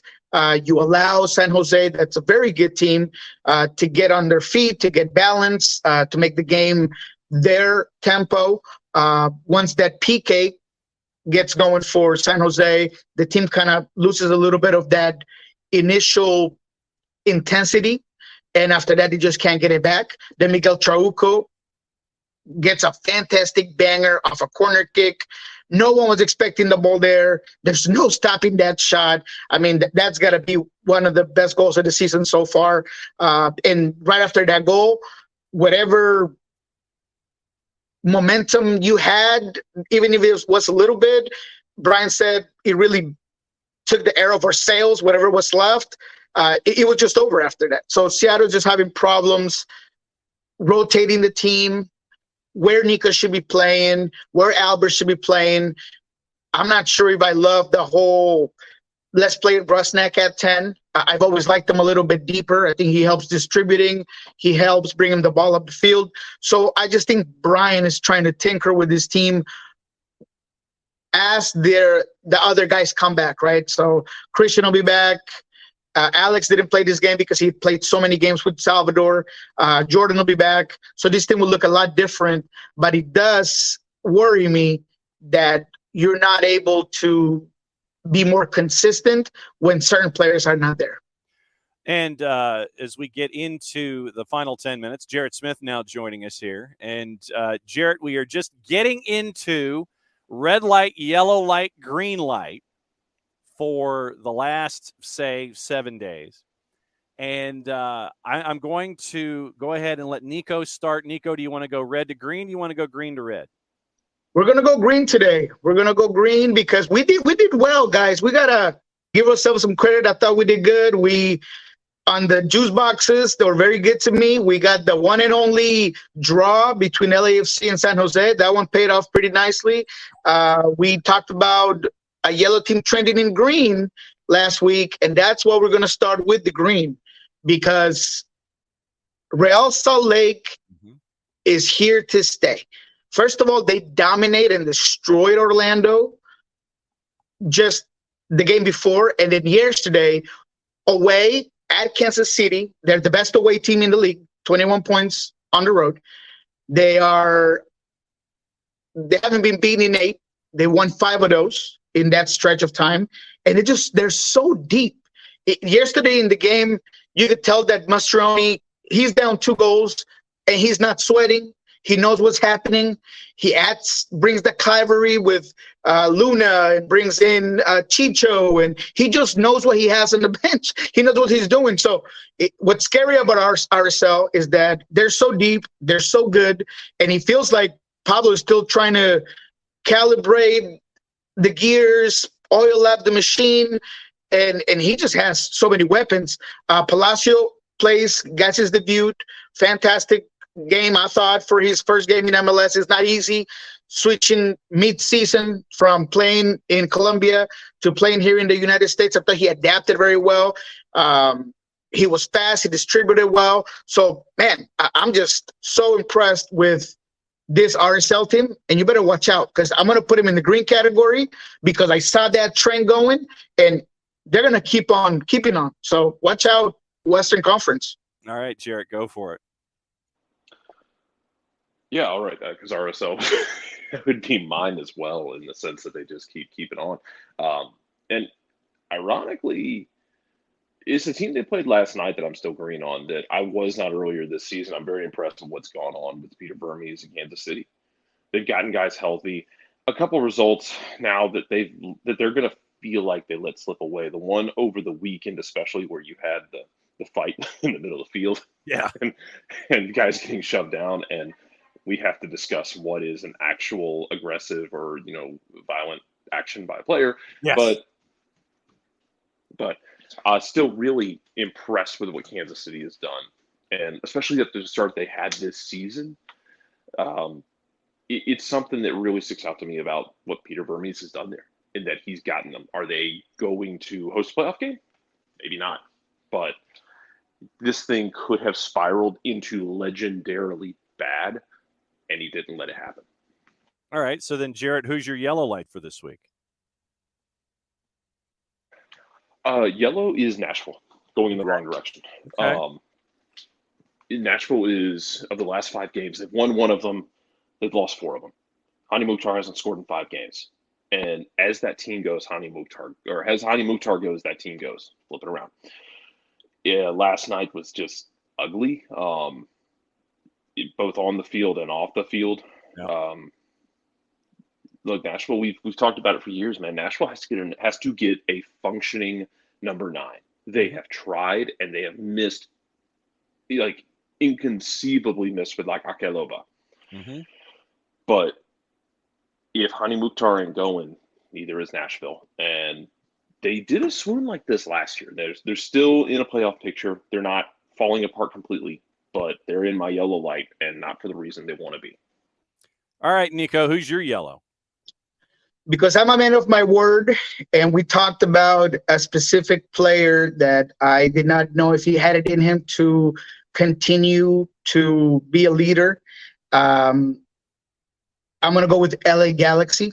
I told you, John, that I didn't think that Ricky was going to have the type of performance against Philadelphia because LAFC kind of gives you a different demeanor into the game, and you kind of get you play above your level sometimes as a team, as a collective unit. But after seeing what they did to Philadelphia and looking at the performances that Ricky had against LAFC and against Philadelphia, I got to move them from the red into the yellow. They're undefeated in 6. Yes, that's okay. A lot of draws in that stance. But just those 2 games, and Ricky Puig and his ability to give him that heart that Chicharito Hernandez gave this team when he was with the squad, it's been amazing. He's the way he conducts the ball, breaks lines, dribbling, his intensity on the field, his awareness of where players are at, pointing where he wants the ball at, not going down easy for a player of his stature. He's just taken a completely different turn, and he's really become that DP player that can push this LA Galaxy team into maybe get into the postseason. So I've just been impressed with Ricky. I've liked what Judd has been doing, but all in all, it's the Ricky show in the LA Galaxy, and it's interesting to see. So I'm going to put him in the yellow category. All right, we continue the snake draft here and go red. So red Niko is who? Colorado. Just inability to win, plain and simple. Not every game has to be that dire. I mean, man, it's just hard to watch Colorado. There's nothing really going on when it comes to this team. I don't know if you saw the Timbers game last night. Hopefully you didn't. Jarrett was at the first half of it, and he missed the second half. I was in Colorado on the 4th of July, and I went to the first half of that game and sat through what amounted to a monsoon for 2 hours to watch 45 minutes of what I theoretically think was a soccer match. Absolutely, man. It's just hard to watch. It's hard to watch. Yes, there's some players coming in. Rafael Navarro, Brazilian striker, is going to come in. Gutman is going to come in, but I don't really know if that's going to be enough. But right now, this team is in a rut. They can't win games. Only 3 games won this season. It's outrageous. So that's why they're my red team. All right, Jared, who's your red? I feel like I've been playing volleyball with these two teams, and today we flipped the coin and we decided it's Toronto instead of Miami for me to pick on, because both of them are worthy to be picked on, and it might be my last chance to pick on Miami with Messi coming in, but still, man, Toronto it's been a year, it's been 2 years. It's been a dark mark on Bob Bradley's career. What's happened over the last 2 years, and he's not there anymore. What kind of stability do you have with your superstars? What can you do going forward for the rest of this year? Toronto just, even when they pull something together, resembling draws or wins, it feels like it's kind of delaying more chaos and more issues. Apparently made a trade. There was a report I think Tom Bogert had last night was the trade with Anthony Kay and Latif Blessing. Yep. But man, look, MLS is great because you can kind of flip things around in one off season. It's not always perfectly possible, but it's doable. Man, they're gonna need to do that this offseason. And if that means 1 or 2 of your Italian superstars go out the door, that might be something you have to consider, because whatever concoction Toronto is making is more likely to blow up the lab at this point than it is to actually heal anything. You aren't kidding. Niko, when it comes to matches this weekend that you have in your spot shadow, who are you staring at? There's some good ones. We just talked about Nashville not being great, but that Cincinnati-Nashville games are always interesting. They're always fun. He seems to get played with a different demeanor. Philadelphia-New York is one that I always watch. Doesn't matter if it's live or it's a little bit later, but I'll be watching the entirety of that game. That's going to be a good one. Philadelphia coming in from a good win. New York's trying to find their way and starting to look better than they did a couple of weeks ago. That's an interesting one. Let's say RSL is a must-watch now. Doesn't matter who they play. So New York Red Bulls, also a team that had been doing all right. So that's probably the best matchups that I can see. I don't know about the Seattle Sounders Dallas game. That might be a boring one, to be honest. I'll tell you guys now.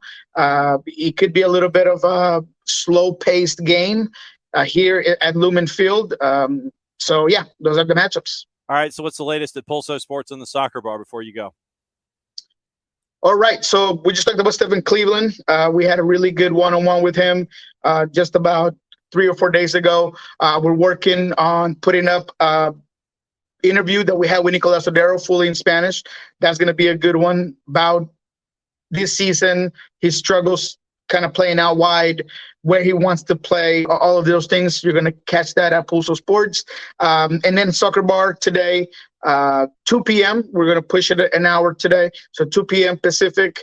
We'll talk about everything that happened at Gold Cup. We'll go in depth into what we talked about a little bit today, this experimental U.S. men's national team in Gold Cup, what it means, where L3 is at, the big final, all that. You can catch it at Soccer Bar. As always, El Rolo NW. Great to catch up with him at 10:30 Eastern time every Thursday to go Thursdays with Niko. Niko, my friend, it's fantastic to always have you here to break things down from the Pacific perspective. Be safe and be well, as you would, please. Thank you, guys. Have a good one. All right, Jarrett, send us home because we got to be back here at 9 o'clock tomorrow morning. All right, mucha plata, y'all. What he said. We're back here in, 21 hours and 54 minutes because it's a busy day tomorrow with Beyond Goals, Weekend Whip Around, all that stuff. So we're out. Take it easy. Bye.